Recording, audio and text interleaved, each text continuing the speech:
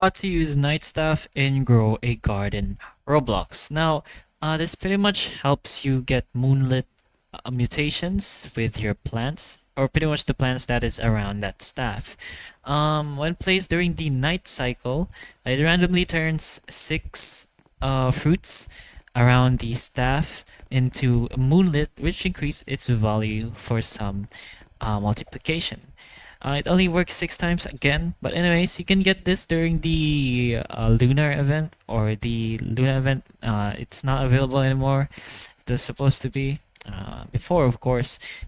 You were supposed to get with 40 points with one staff, 110 with another, 250 with another, and 360 with two staffs. But if you do still have the nice staff, it should pretty much work like any other staff or rods.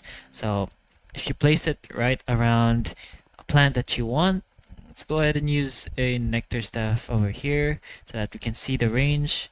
So you should be able to see the range of the staff, and if that plant is in that range, then it will have an increased chance of getting that specific mutation, specifically the moonlit mutation, since it's the night staff we're talking about, and this is just an example.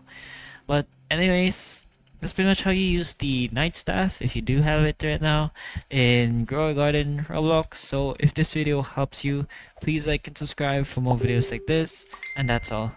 Thank you.